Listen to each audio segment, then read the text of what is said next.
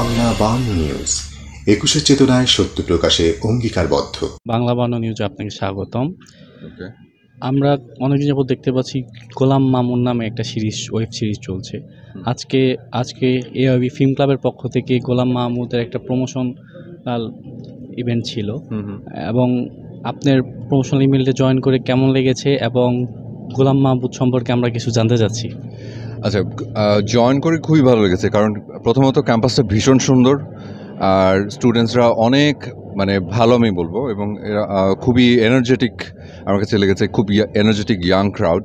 আমরাও একটা সময় স্টুডেন্ট ছিলাম, সো আমরা মনে হচ্ছিল যে একটু ফ্ল্যাশব্যাকে চলে গেছি, তো নিজেদেরকেই দেখতে পাচ্ছি।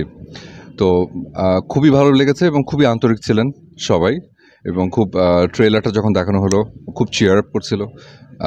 ওনারাই হচ্ছে আসলে আমাদের অনুপ্রেরণা দেয়, আমাদের শক্তি এবং আমাদের ফিউচার। সো খুবই ভালো লেগেছে। আর গোলাম মামুন সম্পর্কে আসলে বেশি কিছু বলার নাই, কারণ অলরেডি এটা রিলিজ পেয়ে গেছে। ভীষণ সাড়া পাচ্ছি আমরা, তো যার জন্যে এখানে আরও এসছি যাতে আরও অনেক মানুষ ইনভলভড হয় এবং এটা যাতে আরও অনেক দূর নিয়ে যায়, কারণ যত বেশি মানুষ ইনভলভড হবে তত বেশি আসলে আমরা ভালো কাজের জন্য ইন্সপায়ার্ড হব। তো যার কারণে প্রমোশনের জন্য আমরা এখানে এসেছি। আমরা জানতে চাচ্ছি, গোলাম মামুন যখন আপনারা ওয়েব সিরিজটা যখন আপনার শুটিং করেন, শুটিংয়ের কিছু আপনাদের মেমোরেবল কিছু যদি বলতেন। শুটিংয়ের এটা একটা সিরিয়াস কন্টেন্ট ছিল এবং রোজার মধ্যে শুটিং হয়েছিল, যার কারণে যে খুব ফান হয়েছে বা ওরকম কোনো কিছু না। ভীষণ কষ্টসাধ্য ছিল আর কি, খুবই আমাদের স্ক্যাজুয়াল খুব টাইট ছিল আর কি। তো যার কারণে প্রত্যেক দিনই অনেক প্রেশার নিয়ে কাজ করতাম আমরা, এবং অনেক রোজা রেখে ফেইন্ট হয়ে যাওয়ার মতো অবস্থা হতো, এবং ওই সময় হিট ওয়েভ চলছিল। এখন মেমোরিজ বলতে গেলে শুধু কষ্টের কথাই মনে হচ্ছে যে এই কষ্টগুলো আসলে আমরা করেছিলাম।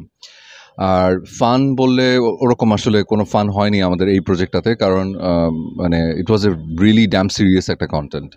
তো যার কারণে আমরা সবাই কি বলবো, কাজের মধ্যে এতটা ইনভলভ ছিলাম যে ওরকম মজা করার সুযোগ আসলে আমাদের হয়নি এবার।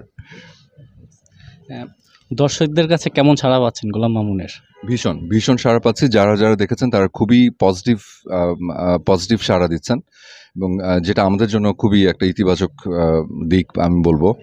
এবং একজন দেখার পরে আরেকজনকে বলছেন দেখতে, এটা সব থেকে বড় পাওয়া আর কি আমাদের। ধন্যবাদ আপনার মূল্যবান সময় দেওয়ার জন্য। Thank you. আপনাকেও, এবং বাংলা 52, বাংলা 52, হ্যাঁ, তাদের আপনাদের সংশ্লিষ্ট সবাইকে ধন্যবাদ। Thank you.